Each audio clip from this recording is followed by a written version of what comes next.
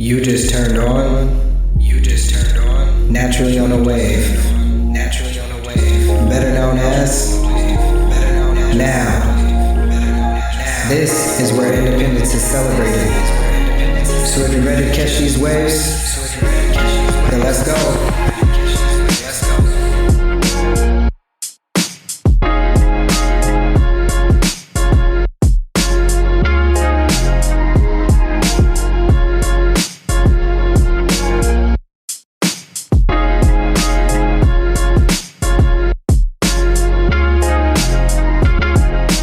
What's good, everybody? Welcome back to the Grown Up Podcast, where you already know what we do. We talk about that grown up shit. But today, I got that Naturally on a Wave Spotlight Artist interview for you. And for those of you who have never heard of Naturally on a Wave or who are already coming back, thank you for supporting.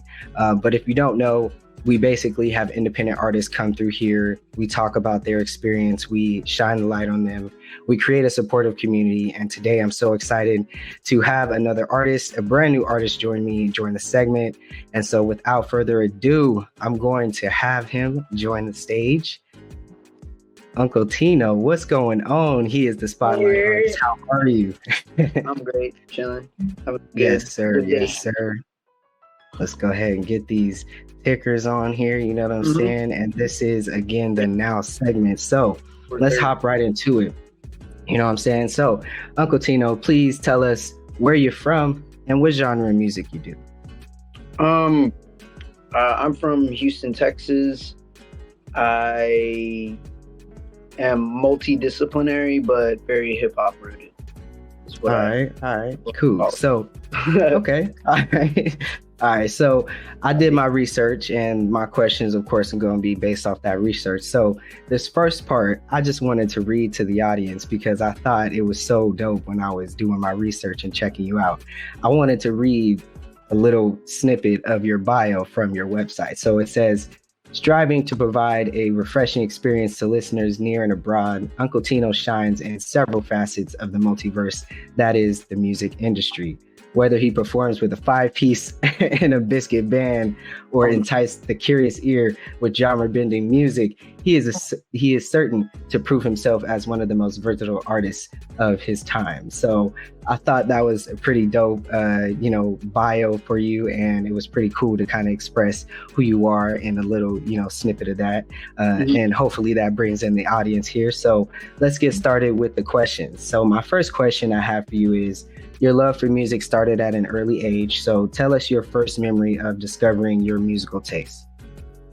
I would say it would probably be at my grandma's house, which was like my childhood home number, like 1.5. Because I grew up where I grew up, like where my parents live and everything. But, when they went to work, they would take us to my grandma's house. She lived like 8 blocks away. And so There was always some kind of music on, there was either Tejano on the radio or my aunt, my uncle, them being in their early 20s when I was just like a kid, it would be a lot of Houston hip hop, or even then just like a lot of nu metal, some country, so, and even then it wasn't a lot of country, but, I gravitated more towards like the Missy Elliott and the Juvenile, the David Banner, and the Wu-Tang and Limp Bizkit, Deftones, Incubus, all that. But yeah, so that's really just where it came from. There was always music on in the house. So okay, so always just vibing pretty much all the time, because those are all vibes artists. So I definitely see how that plays into the music that I hear from you today. So going into my next question here, last month's Spotlight artist found her love for music through poetry, and my research tells me you share a similar experience. So can you share your thoughts around poetry and what that means for you? I didn't really delve into it until I was like an early teen, but when I was a kid, I always liked writing. Like when I went to school, and I was competitive. So there was when I was like in first grade, there was like a writing competition. It was like an Easter writing competition or whatever. It Okay. was like, which one of these kids can write the best story or whatever, you know? Okay. I think I got like 4th place or something, and I was like, Okay, that's not bad. They're like, but you won some? I was like, no, I suck, I'm terrible. No. But I always like writing stories, and you know, whenever there was a writing assignment, you know, I was like, oh hell yeah, like I'm about to fucking ace it, whatever. Yeah, yeah. Which kind of sucks because in the SAT the writing doesn't matter, which in real life, Right. you need to write more than anything.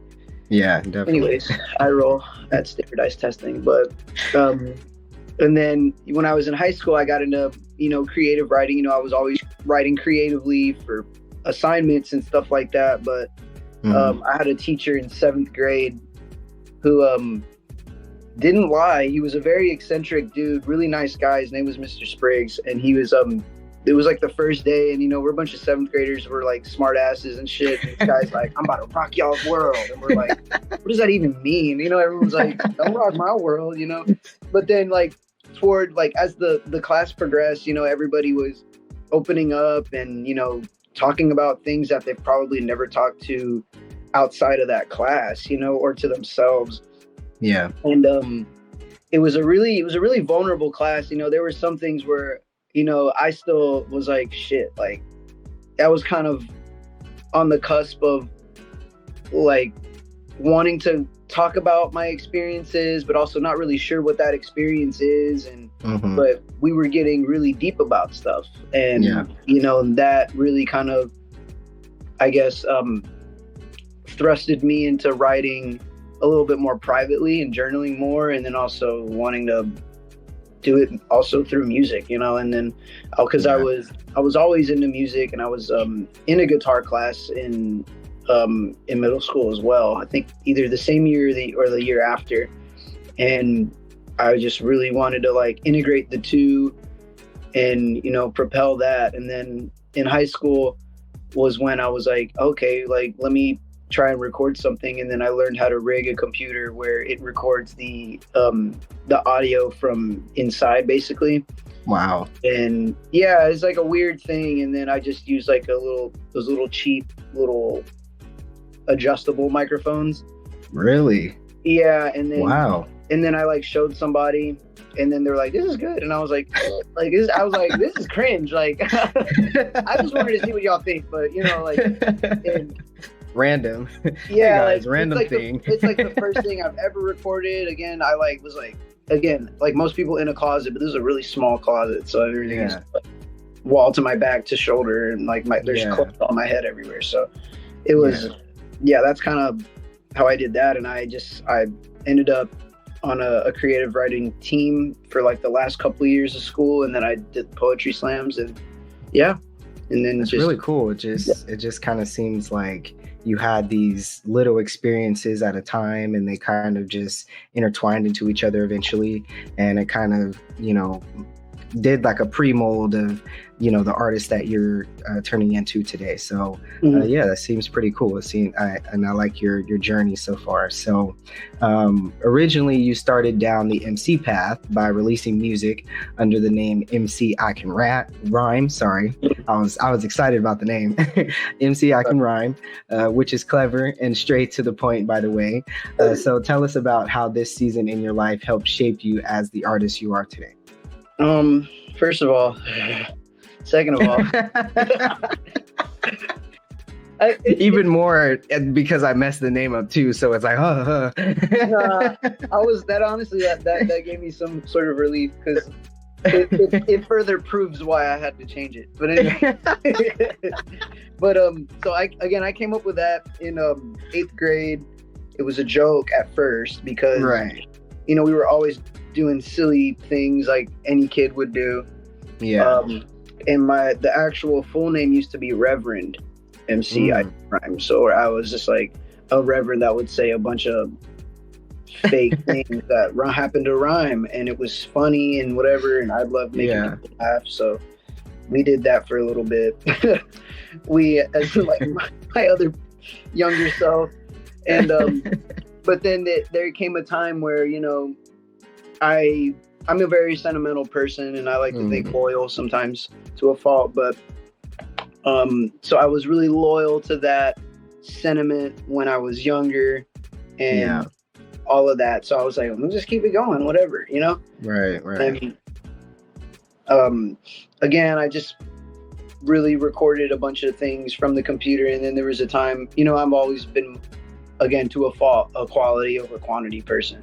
And I was like, fuck, like, even if I can't record the way I want, you know, I don't know how to mix, whatever, but this and that. And I was using like, I don't even remember the name of the DAW that I was using to record, but it might have been like Sonar or something. But and then there was a couple others where I would just like pirate and just use to record, and I would always have to like pretend to renew it or whatever, you know. It's like yeah, whatever. It's like that weird process. And so I would always I'll record at home with the things that you're not supposed to be recording with, aka bagel bites and yoo-hoo. Right. It's terrible for your vocal cords, but when you're a teenager, it's fun. Right. And then I just was like, you know what, you know, it doesn't have to be great. I'll just release a bunch of little freestyles here and there. I'll just find beats and just try and reach out and see who will let me use them. And 9 times out of 10, I got no response. So I'm probably, like 9.9 times out of 10, you know? Yeah. And then so I would just release anyway and, you know, work on it and get better. And then I, you know, fast forward after high school, I had a lot of fun with Vine. Vine blew out of the water because I made literally a song about shit hitting the toilet water. And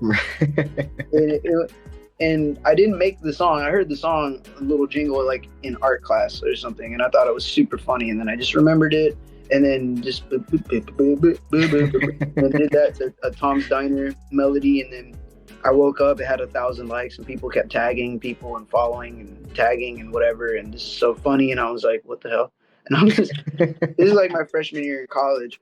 So I stuck, as I grew that fan base, and I was able to use Vine to get people to go over to my SoundCloud.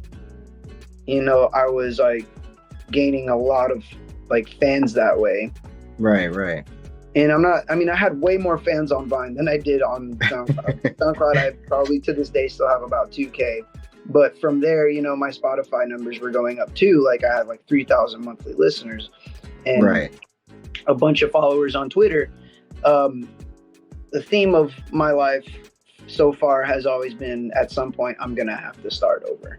Because once I really started gaining that following and whatever and performing more, I'm constantly having to tell people how to spell it, what it is. Right.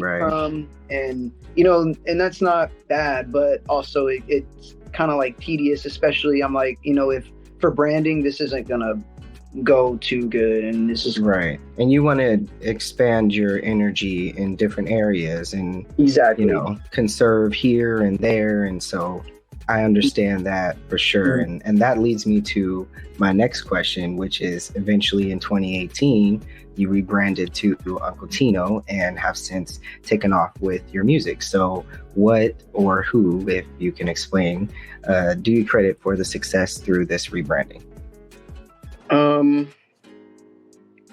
I would just say the community and everybody that, it sounds so head ass, but like it's everybody that really just kind of like stayed down, you know, like, yeah, that's real though.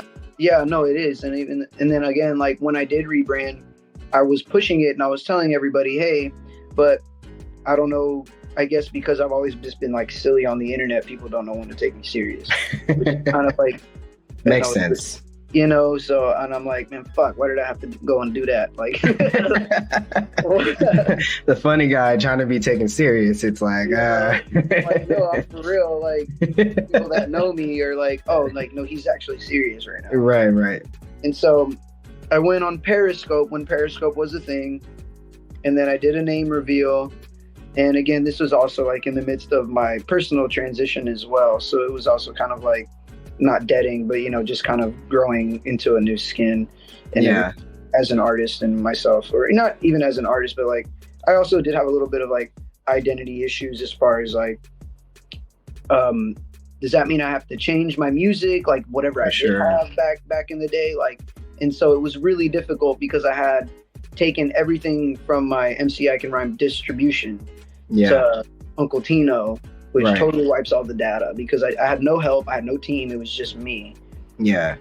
So, but all in all, like I really have to credit, everybody that really stayed down. And even to this day, I had people DM me, and maybe like one or two people just kind of let me know, like, hey, I've been looking through my old phone for all your music, and I was looking for like 3 hours, and I was like, holy shit.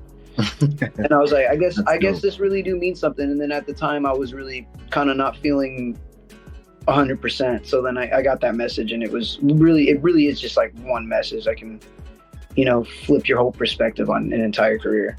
100%, dude. I completely relate because I've been doing my own personal transition through the podcast, and for sure I've had the identity crisis like so many times, but I've discovered like just trying to meditate and things like that. But, I get it and I can understand. So I'm glad we were able to connect, and, I'm able to shine the light on you and your story and your music, overall. So let's take a quick break from discussing your music for just a moment.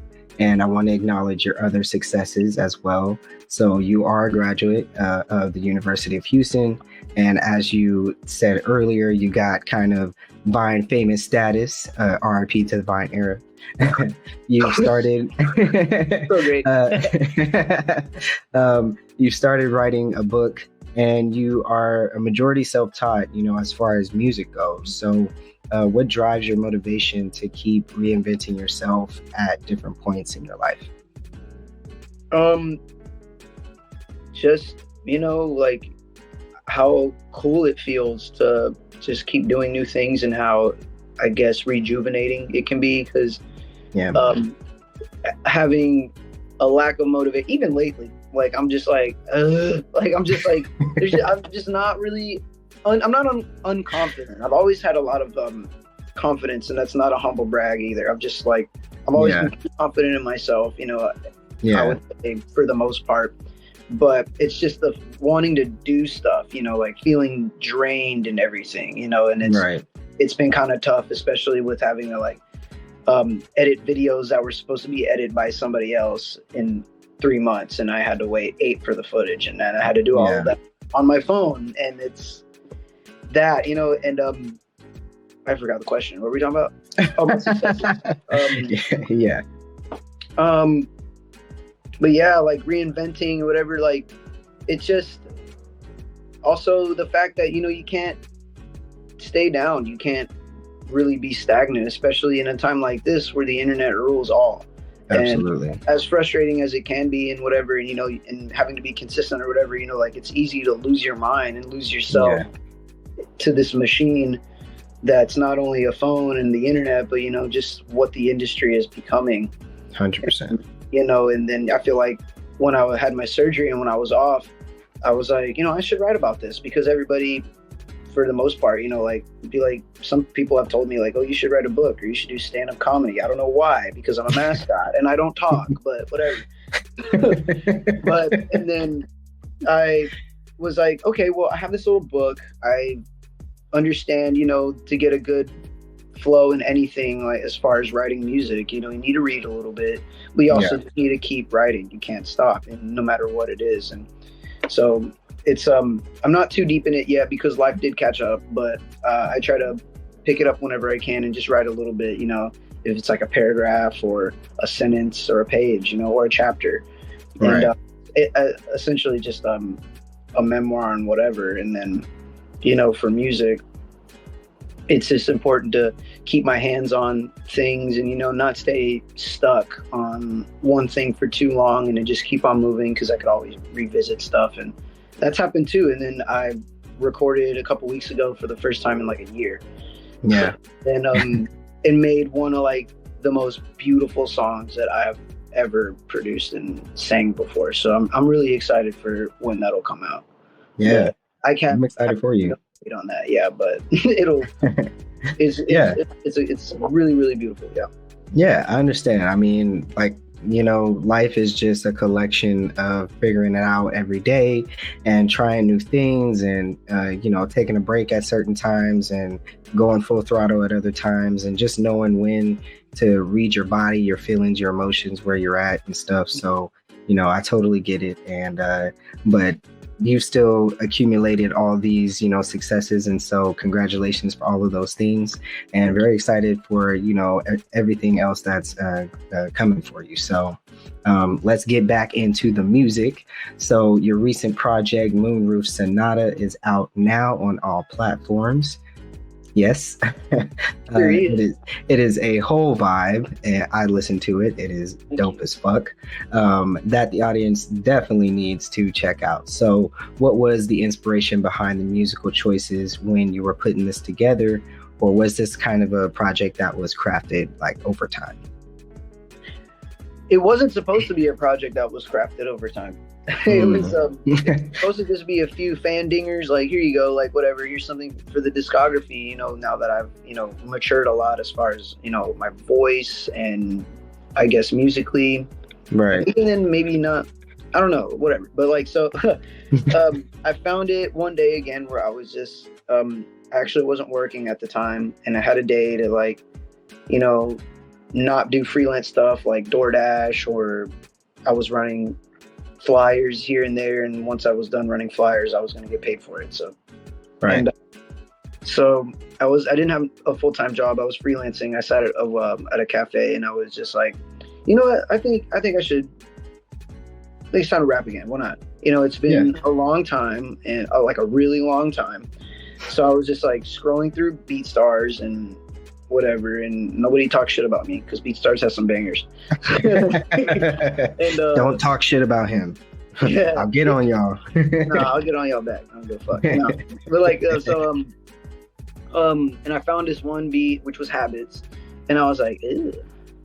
I was like, this is nice. And then it just progressively like got better as I listened to it. I was like, yeah, that's one. So there was like a free download for it. Obviously that comes with tags, producer tags and stuff. So but I still downloaded it.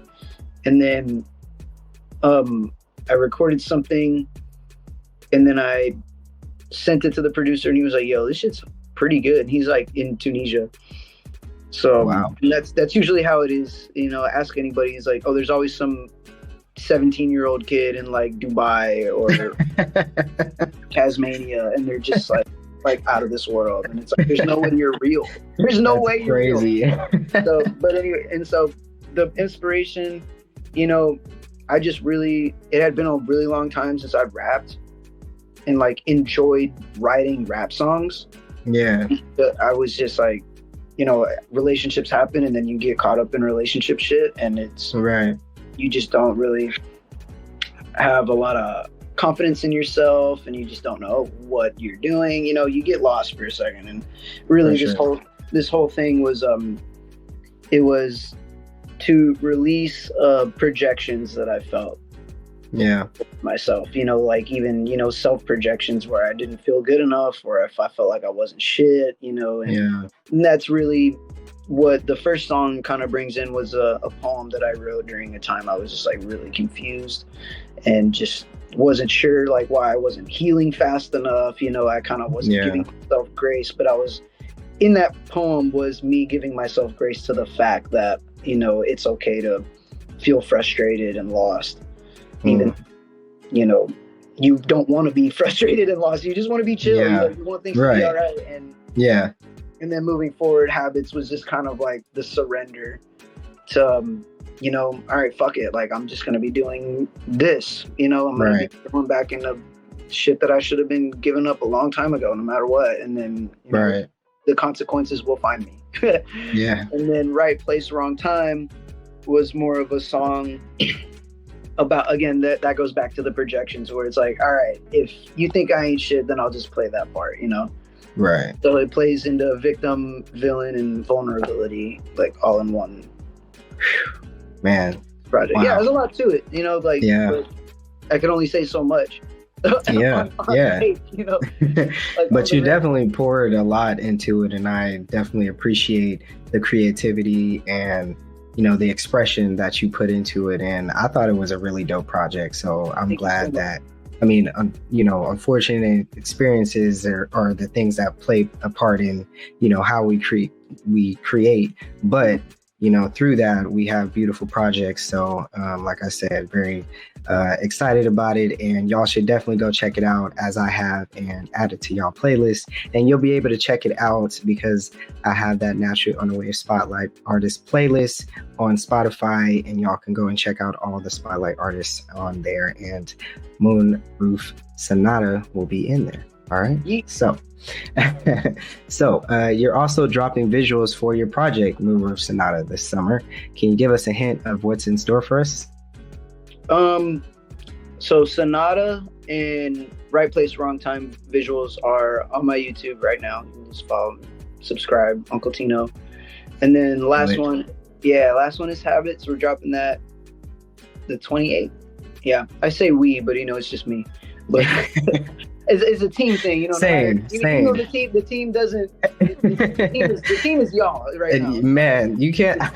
I can't tell you how many people think that it's more than one person that does the podcast for me. That's okay, because I say we all the time. Right? It's me and the audience and everyone that tunes in. We all put in on this. Yeah. I wouldn't be doing this without everybody. So exactly. So that's dropping on the 28th.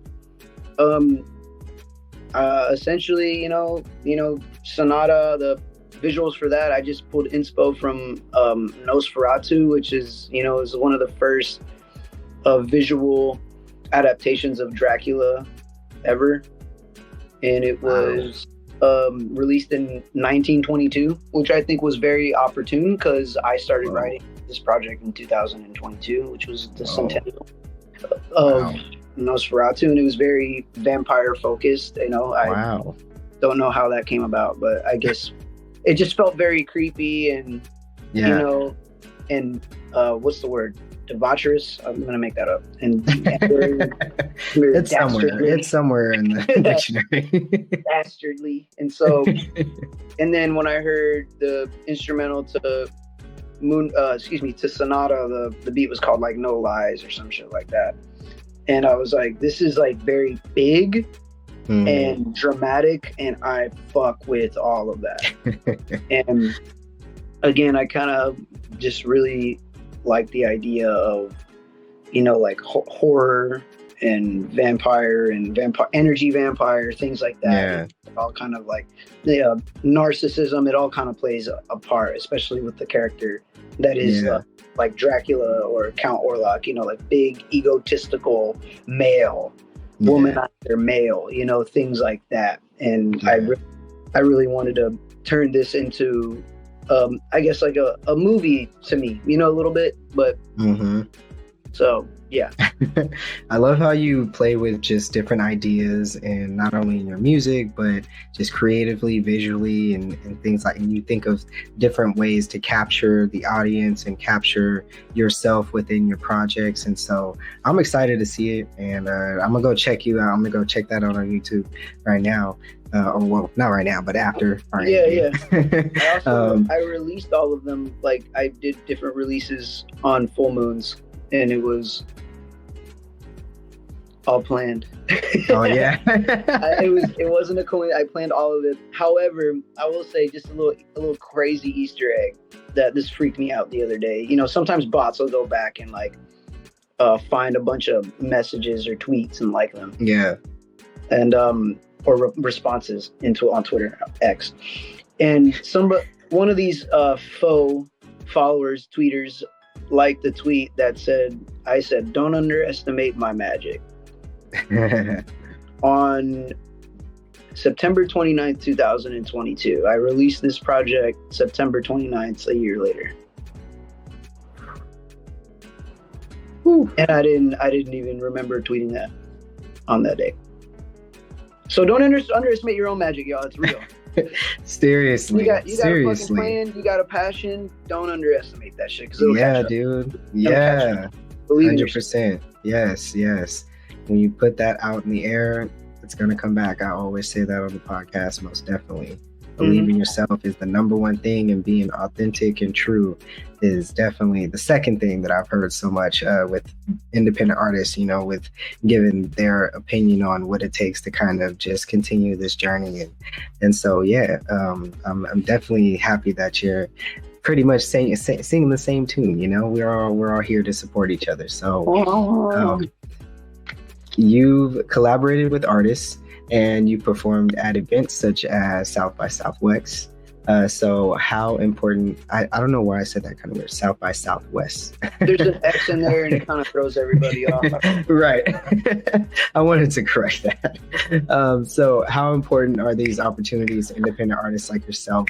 And how have you been able to put yourself in the position to do these collaborations and perform? I would say with South by, it's becoming something that it wasn't before. Like, it's super important to be there. And I was actually talking to a friend about it. And I'm not knocking anybody who ever wants to play South by all means. Like, if you want to get in there and you know you can, get your ass in there. You know what I mean? Right. Like, perform. Like, I'm very much, I feel like I've exceeded my music as a performer in a way. Like me making my music and building my discography is cool, but it's not out yet. But like my performances, I think, are like right here, because I know what I love to see, and I've watched a lot of live music growing up, especially when I was a teenager. I was just at shows all the time. Yeah. And the opportunity to perform sees it. If it doesn't feel right and you're just not sure, sometimes it's also good to not listen to your gut, because you need to learn what these negative experiences are like as well. Right. You know? But also, that's just, I'm free game. If it don't feel right in the soul, don't do it. You know, like, that's right. Yeah. We all get stubborn. We all get eager, and we all want to get on stage because we want to feel that. You know, we all want to feel that. And but you know, also explore other avenues of things like that. Like, go to the panels, go to the conferences, you know, and that's something I haven't done. And this year I didn't want to, in my opinion, I was like, I didn't want to waste time, quote unquote, paying to probably play, you know, and I needed all the money I needed at the time to save for my surgery. So like, I had to put me first for real. Right.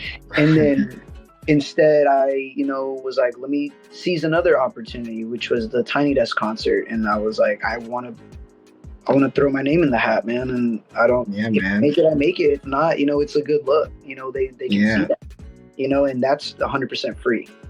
Yeah.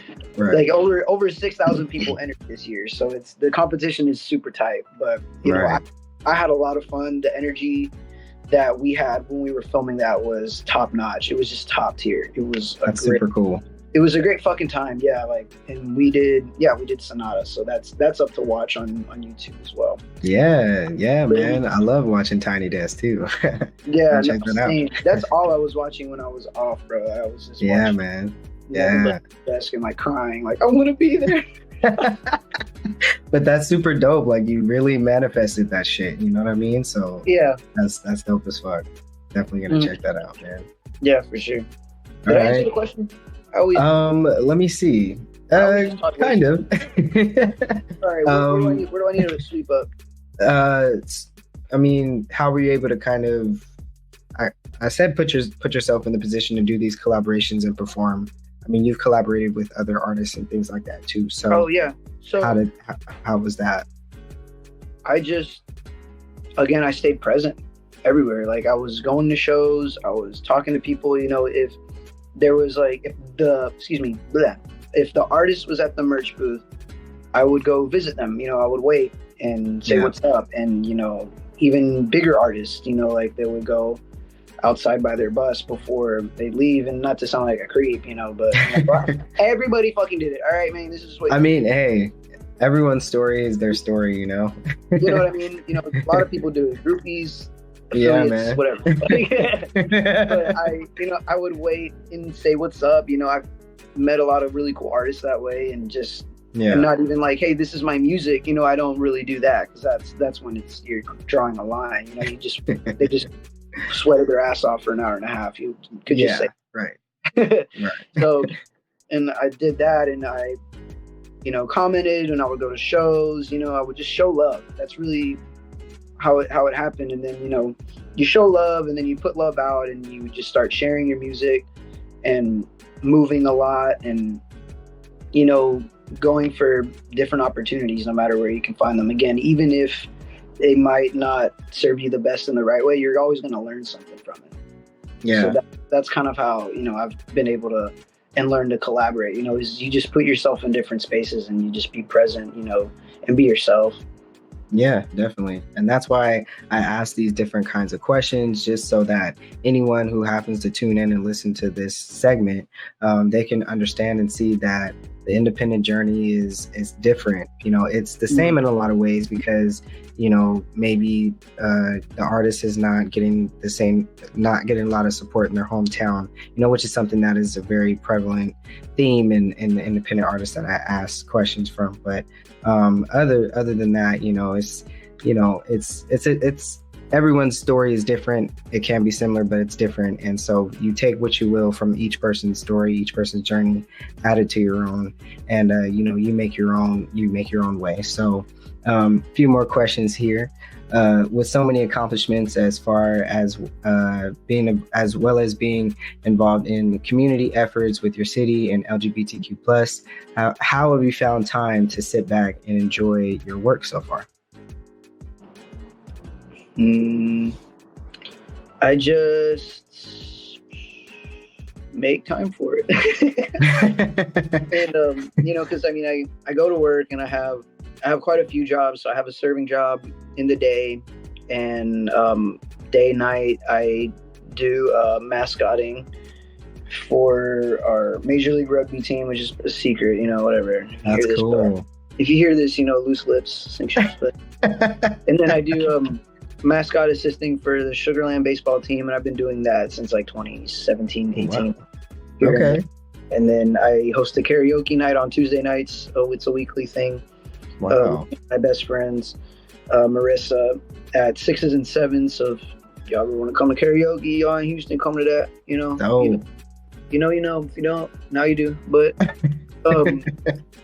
and it does get really busy, and when I say it out loud, it's like, oh shit, like I really need to chill out. But my muscle is hustling right now, so to sit back and enjoy, sometimes I'll just find it on a day that I'm off, and right now it's a Monday, which I think is a great day to have off if you're able to, to just like decompress and look back and and just keep looking forward, and even just on a ride to work or whatever, especially days I don't want to go to fucking work, like I just say thank you universe, thank you God, whoever you say, and just be grateful, because honestly that attitude has really brought a lot of these blessings and successes into my life, because not only have I decided to be present for them, but I've decided to be appreciative and, take up the space the way that I'm meant to, like whether that just to be there or to perform or do something for somebody, that's what it's all about, just man. Grateful. Yeah, man. All right. So last two questions I have for you, and then I may have a surprise for you at the end. I don't know. All right. What advice do you have for people wanting to do independent music? Be patient. Just be patient.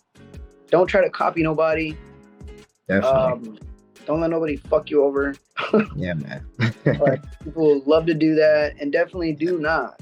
Just if someone's like, hey, like come to this or whatever, and then let me give you a consultation for $5 or $500 to see if I want to manage you or whatever. Don't fall for no bullshit like that. If somebody's asking you to pay them and you have 3 songs on streaming, maybe more on SoundCloud, but not to the quality of your, just really evaluate the situation, kind of be your own parent through these things. And, I know it gets exciting when somebody recognizes you, but a lot of time these people just see an opportunity to take your fucking money, and you need that. Yeah. Especially right now. Like, even then, like I told you, I went to the studio for recording for the first time in a year, and that hurts, you know, because I was just kind of getting everything finished, and then I did the party and all that, right, surgery, but you know, but anybody coming up, man, like just be patient with yourself. It'll come when it's time. Nobody wants to fucking hear that. Like, when it's your time, it is your time. Yeah. You know, don't compare yourself. Keep growing, keep experimenting, keep writing, keep reading, stay educated. And, you know, everyone's like, be consistent, you know, and sometimes the idea of consistent is posting. For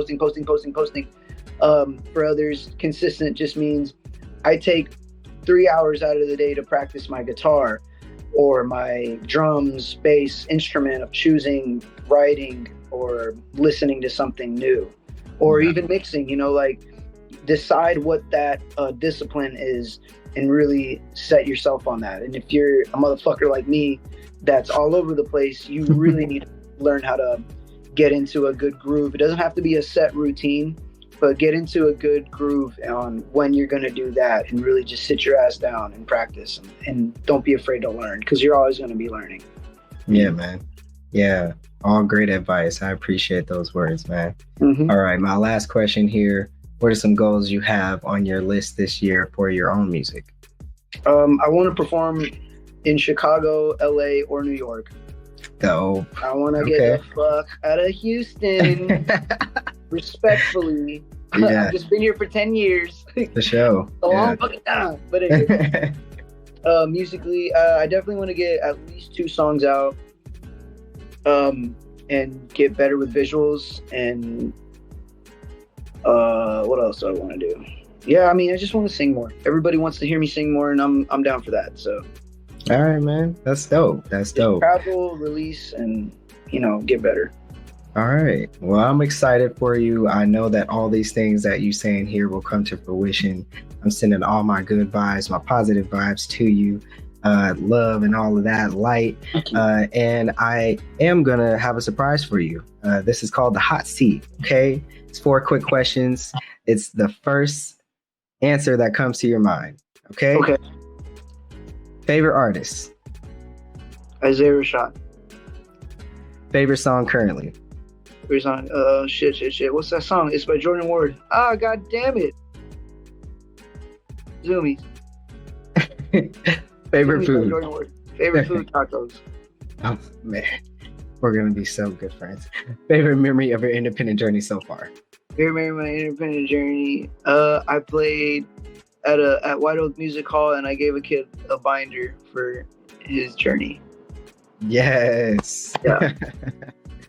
Dope. Thank you so much, Uncle Tino. He is the spotlight artist for April 2024. Thank you so much for allowing me to support you and promote you here on Grown Up Podcast. Make sure y'all go and check him out. Of course, all his links will be in the description below. But for the people who don't go to the description below, let them know where they can check you out at. And please, if you'd like to say any final words, any personal shout outs you'd like to give, go ahead and say that as well. Cool. You can find me on Instagram, really Uncle Tino. It's right here, screaming at you from right to left. You can go to X/Twitter, is at the Uncle Tino. You can follow me on all streaming at Uncle Tino.